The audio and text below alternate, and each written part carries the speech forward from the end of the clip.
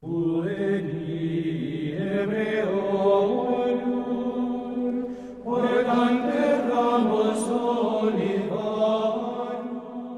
gótico es el arte europeo de los siglos XIII al XV, si bien en Italia irrumpió el Renacimiento a principios del siglo XV, en el 480, y en sentido contrario, en algunos países pervivió con fuerza el estilo gótico hasta bien entrado el siglo XVI.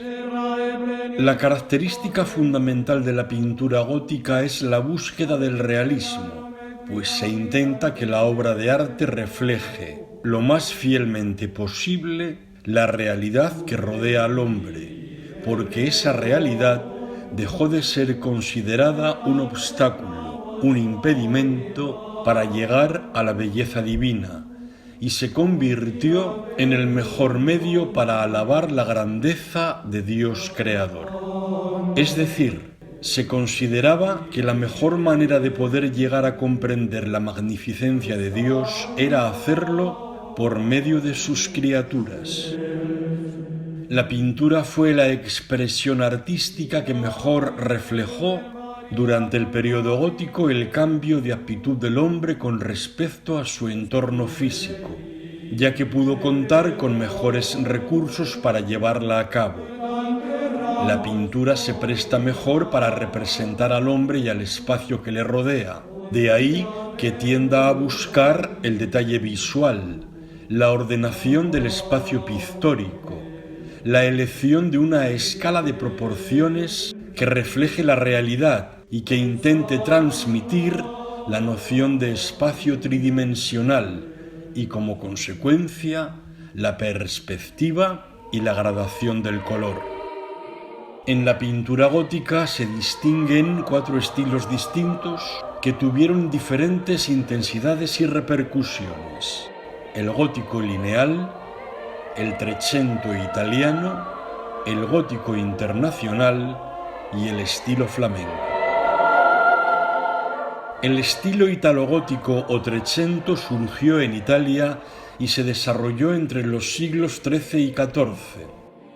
Recoge la influencia bizantina que se había conservado a través de la pintura románica en Italia. La pintura del Trecento se caracterizó por el mantenimiento de formas rígidas y estereotipadas, uniendo a ello un mayor dinamismo, una nueva vitalidad y la búsqueda permanente de los efectos de luz y sombra para conseguir volumetría en el cuadro, sensación tridimensional y de profundidad.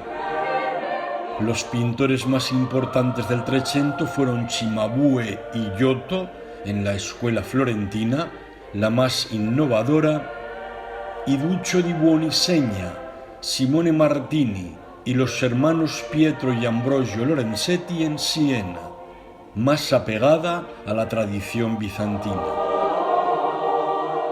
Giotto di Bondone, nacido hacia el año 1267 y fallecido en 1337, fue el más destacado de los pintores del Trecento. Cuenta Giorgio Vasari que siendo un niño, Giotto era pastor y que un día, estando el famoso pintor Cimabue de paseo por el campo, vio que ese niño, mientras cuidaba su rebaño, estaba dibujando con un pedazo de carbón la figura de una oveja sobre una roca. Fue tal la calidad del dibujo que Cimabue acogió de aprendiz al joven pastor y al poco tiempo el discípulo superó en calidad al maestro, como escribió Dante en el canto 11 de su Divina Comedia. Creía Cimabue ser árbitro en el campo de la pintura, y ahora es a Giotto a quien se aclama, de modo que ha quedado oscurecida la fama de aquel. Por su parte, Boccaccio, en el Decamerón, escribió: Giotto fue de ingenio tan excelente que ninguna cosa de la naturaleza, madre de todas las cosas y alimentadora de ellas con el continuo girar de los cielos, con el estilo, la pluma o el pincel, había que no pintase tan semejante a ella, que no ya semejante, sino más bien ella misma pareciese, en cuanto muchas veces en las cosas hechas por él se encuentra que el vivísimo juicio de los hombres se equivoca, creyendo ser verdadero lo que es pintado, y por ello, habiendo él hecho tornar a la luz aquel arte que muchos siglos bajo los errores ajenos había estado sepultada, merecidamente puede decirse que es una de las luces de la florentina gloria, y tanto más cuanto que con la mayor humildad, viviendo siempre en ella como maestro de las artes, la conquistó, rehusando siempre ser llamado maestro, el cual título, por él rechazado, tanto más resplandecía en él, cuanto más era usurpado con avidez mayor por quienes menos sabían que él o por sus discípulos.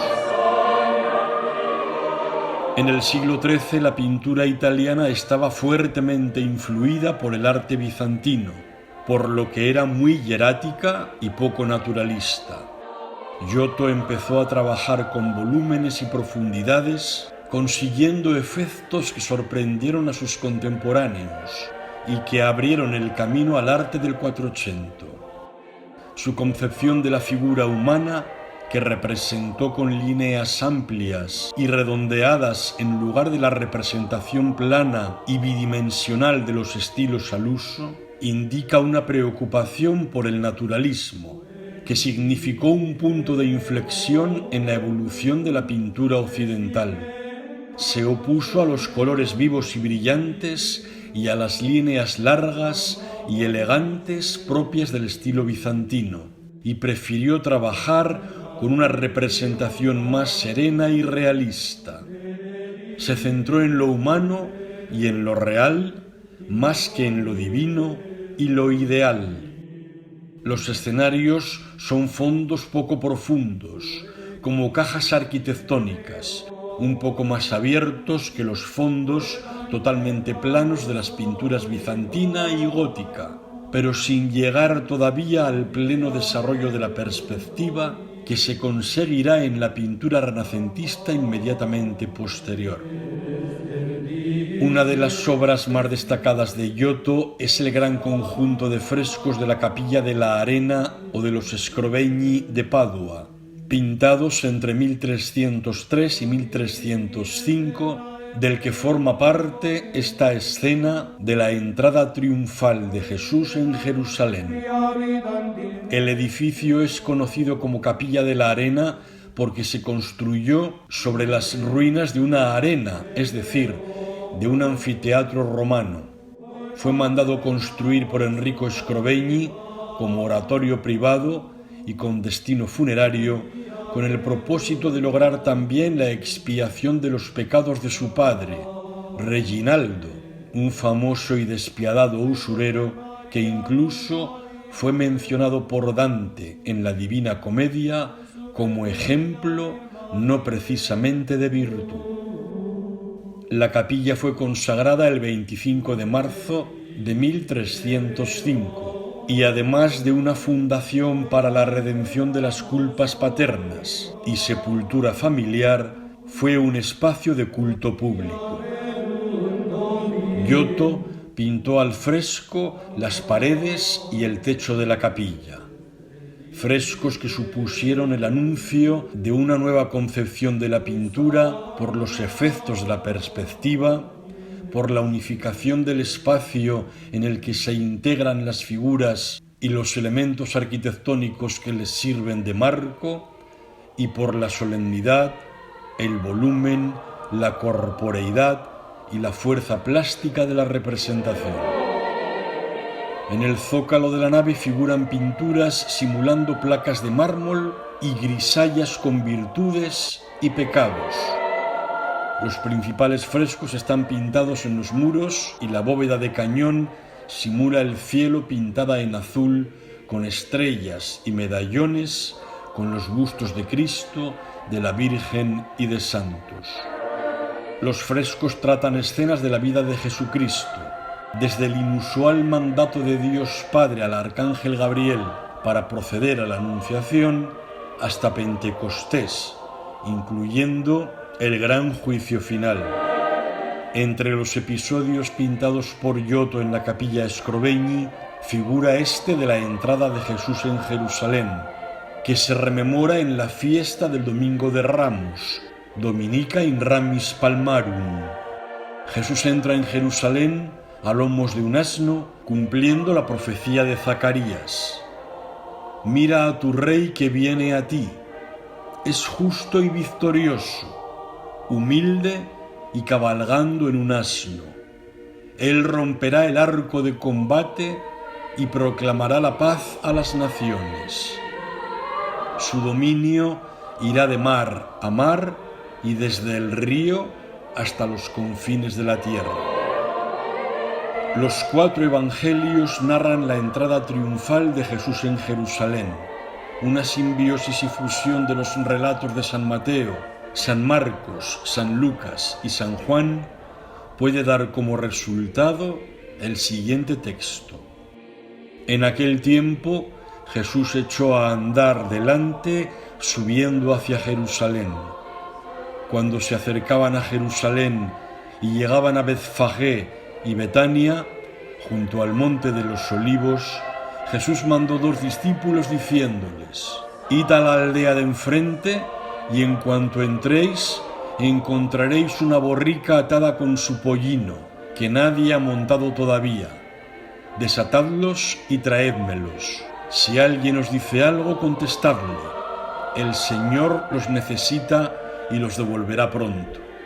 Esto ocurrió para que sucediera lo que dijo el profeta: «Decid a la hija de Sión, mira a tu rey que viene a ti, humilde, montado en un asno, en un pollino hijo de Acémila». Fueron los discípulos y encontraron, como le había dicho Jesús, la borrica y el pollino en la calle, atados a una puerta. Hicieron lo que les había mandado Jesús y los soltaron. Mientras los desataban, los dueños les preguntaron: «¿Por qué desatáis el borrico?». Ellos contestaron: «El Señor lo necesita», y los dueños dejaron que se los llevaran. Llevaron la borrica y el pollino a Jesús, lo aparejaron con sus mantos, echándolos encima de los lomos, y Jesús se montó. La gran multitud que había venido para la fiesta se enteró de que Jesús se dirigía a Jerusalén. Según iba avanzando, la gente alfombraba el camino con los mantos. Algunos cortaban ramas de árboles o tomaban hojas de palmera saliendo a su encuentro, y la gente que iba delante y detrás gritaba: «Hosanna al Hijo de David! Hosanna, bendito el que viene en nombre del Señor, el Rey de Israel. Paz en el cielo y gloria en lo alto. Hosanna en el cielo». Jesús entra en la ciudad santa a lomos de un burro, el animal de la gente sencilla, y que además no le pertenece, sino que pide prestado para la ocasión. No llega en una suntuosa carroza real, ni a caballo, como los grandes del mundo, sino en un asno prestado. Igual que en Belén nació en condiciones de extrema pobreza, cuando entra en Jerusalén reconocido como rey, lo hace teniendo a un pollino como cabalgadura. Es una exaltación de la pobreza, pero no de la pobreza estrictamente material. La pobreza, en el sentido que le da Jesús, el sentido de los profetas, es estar libres de la avidez de posesión y del afán de poder. Jesús fue recibido en Jerusalén entre aclamaciones. Delante y detrás de Jesús, su pueblo porta palmas y ramos de olivo. Con la palma en las manos se proclama que Jesús es el Rey. Los niños hebreos encarnan el conmovedor pasaje de la antífona.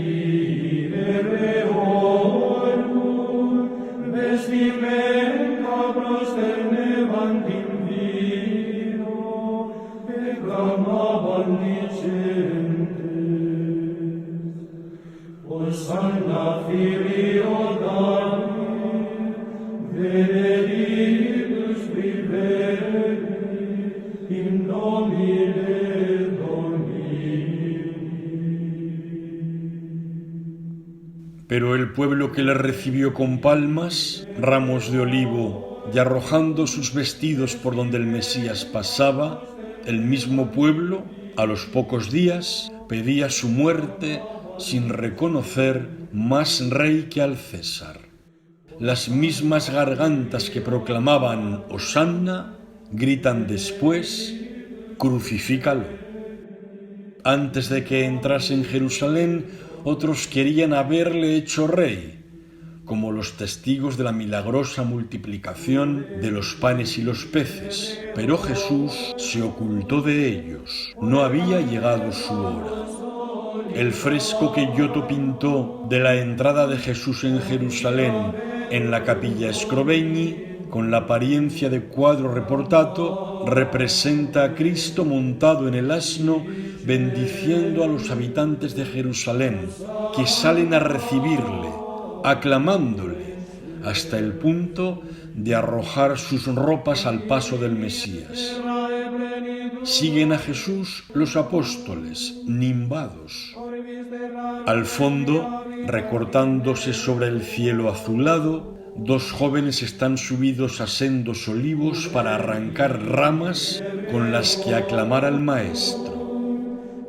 El asno que monta Jesús con las patas delanteras en posición de ir al paso consigue dar cierta sensación de movimiento contenido a la escena, sensación dinámica que se completa con las actitudes de los habitantes de Jerusalén, tanto los que están delante de Cristo, agolpados ante la puerta dorada de la ciudad, como sobre todo los más jóvenes que se suben a los árboles. Giotto consigue trasladar al fiel que contempla el fresco una atmósfera cargada de los sentimientos que afloran en ese preciso momento glorioso, preámbulo de la pasión. Este fresco de la entrada de Jesús en Jerusalén evidencia asimismo el impacto escenográfico, el sentido teatral que Giotto impregnaba a sus escenas. Esta obra ejemplifica el estilo de Giotto, con la búsqueda de volumen, de la masa, de la corporeidad, de los personajes que dan sensación de plasticidad, todo muy alejado de la plenitud propia de la tradición bizantina con la que Giotto rompe para dar paso a la más depurada representación del 480. La obra de Giotto se adelantó a su tiempo. La mayor parte de sus seguidores pintaron en una línea menos realista y más abiertamente decorativa.